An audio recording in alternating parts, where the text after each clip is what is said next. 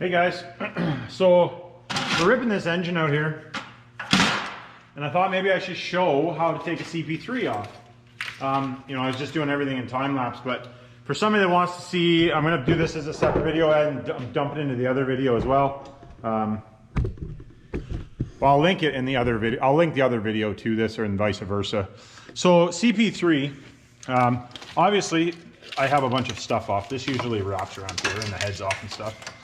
So you're gonna have the wire on your CP3, which is right here. This one, I have my hand on. You have to unplug that one, and usually with that one, what I do, let me just get this stuff out of my hands here. So what I usually do is, here, I'll shove it on there. So lots of times they're hard, like you can't get them off real easy. Sometimes they'll come off easy, sometimes they won't. But if you take a little screwdriver, turn our light here a little bit, flash the light. So all you gotta do is take the end of your screwdriver and just sit it in the back of the clip there, and you can pull it off. It's really easy to get off. I do that a lot with this style of clip, because then you don't have to try to break the clip. You can just pop it and you can hear it. As soon as it clicks, you're good. Now there's the two fuel lines. These are 17 mil. One goes here, one goes here. These are, like I said, these are 17. Just watch you don't lose your washers. If you do, it's not the end of the world, because you can get the washers pretty easy. But I have lots of them, so I'm not usually concerned, but I usually just leave the banjo bolts in there. Now, when you have your fuel rail, this is your fuel rail, which obviously is going to be on top of the head, like so. It goes to your injectors. If you're just changing the CP3, you need to take this line off. And usually you undo this and undo that, it'll just pull out of there pretty easy. Those don't need to be cranked crazy tight, but you do need them tight.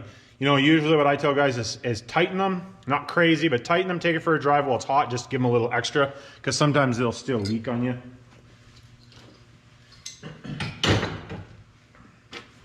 Now, next step is you need to take this cap off. You want to make sure you don't tighten this cap much. It's like snug. It actually says right on there, maximum torque 8 Newton meters, so not very much. Usually I put it hand tight and then a quarter of a turn. That's lots. You can actually see this one's bowed in. That's actually, it'd be too tight and would have broke. So there's usually an O-ring in there. It's like a big square cut O-ring. If it's hard, you want to replace it. It does come in gasket sets. If you bought a gasket set, if you're building a motor or something like that, it does come in the gasket set. But I recommend replacing these if there's any distortion or any of that, because if it leaks, or if it breaks, it leaks all over the place, so it makes a mess. And of course, right on the front of the engine too, right? So now, you gotta take this nut and washer off. Be really careful, and not so much, because usually it'll be in your socket. The washer, you wanna make sure you don't drop down inside there. If you do, you have to pull this turn cover off if you can't fish it out. So usually all I do is I just fish it out with a magnet. Just put the magnet in there, pull it out, you know, you're good. So after that, this is the puller for pulling these off. You can buy them from all kinds of different places. There is other ways. I'm not going to show the other ways because it's not really the right way to do it. I do it that way sometimes just because if I don't have access to my puller. This is actually a brand new one that I just bought because my other one is kind of haggard. So that is something for you guys that are watching this. I am putting together timing kits with a dial, the way that I like to do it, or the proper way technically. So for you guys, watch that when the website comes live. You'll be able to, hopefully I'll have them on there as soon as the website comes live. So anyways, that's all it takes. Like literally just wind it in there and you can feel it just go boonk. They're not super tight usually. The P pump and the VEs and V244s are a little bit harder to get off, but this puller will work on all of them. Right from a VE truck right to, I don't know if it'll work on a CP4 truck. But if you do have a CP4 truck, you should be getting rid of the CP4 and putting a CP3 on it because they're junk. So those bolts are 13 mil or half inch. 13 mil technically. Now on the back side, I don't know how well I'll be able to show you, but there's a bolt here, a bolt here, and a bolt on the bottom. If you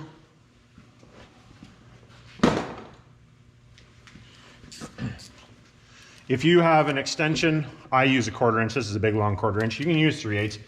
They're 13 mil.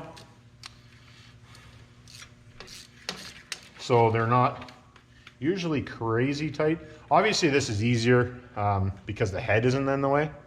That's why I figured I would show it, because then it's a little bit easier for you guys maybe to see what I got going on, right? That was kind of the reason I thought, well, I haven't done a lot of common rail stuff on the channel. So I figured, you know, for you that want to see some common rail stuff, it would be nice to be able to see it. Now the bottom one's a little bit tougher. Like I said, sometimes it's easier if you, this wiring harness, there's a bracket that is usually right here, and this wiring harness is gonna be in your way. Lots of times it's easier if you remove the 2 bolts that are on this bracket right here, because you can get in there a little bit easier. But it's basically a triangle pattern of your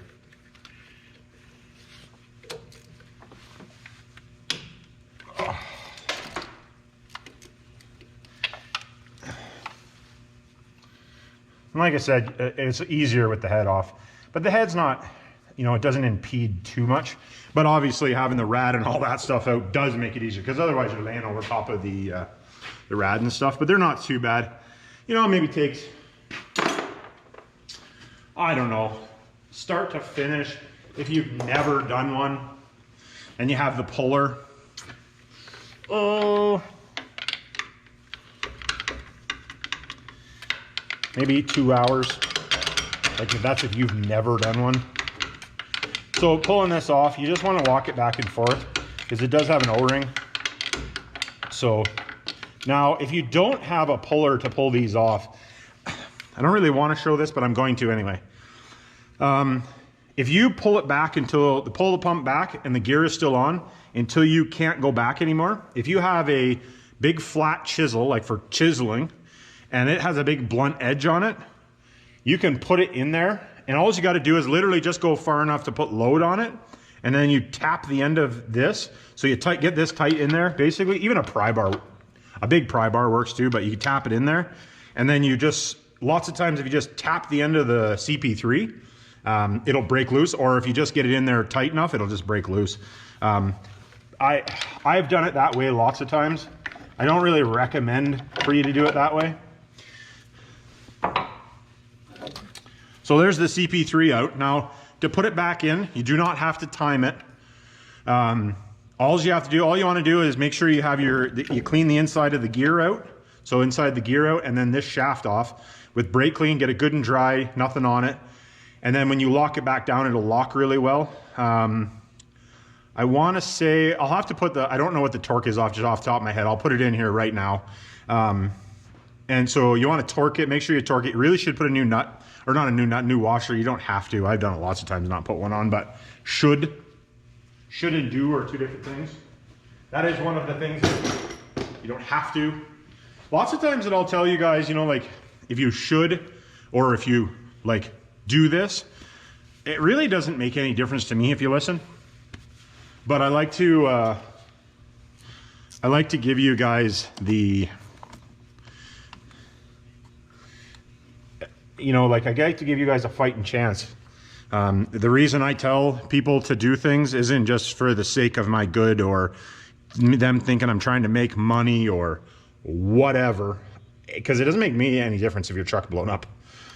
But I don't want to see people have blown up trucks. But it doesn't actually make any difference to me. My truck drives, you know, except for I have it apart all the time, but that's my own doing, just trying to screw around with stuff, obviously. But anyway, so that's pulling the CP3 out. Now putting it back in, you're the same idea. Like I said, just clean the shaft, tighten it, put all your stuff back on. Usually I tell guys, cycle the key 3 or 4 times when you're putting a new CP3. Always, always, always, always, always put a new fuel filter in. You're doing injectors, always do a fuel filter. You know, do it. Don't cheap out on it. I always put fuel conditioner in the fuel bowl. when I have it apart, because the pumps are, you know, if there's nothing in the pump, there will be test lube in there, but you know, give it the best fighting chance you can. So anyways, like, subscribe, hit me down in the comments, and check out the rest of my videos, and catch us on the next one.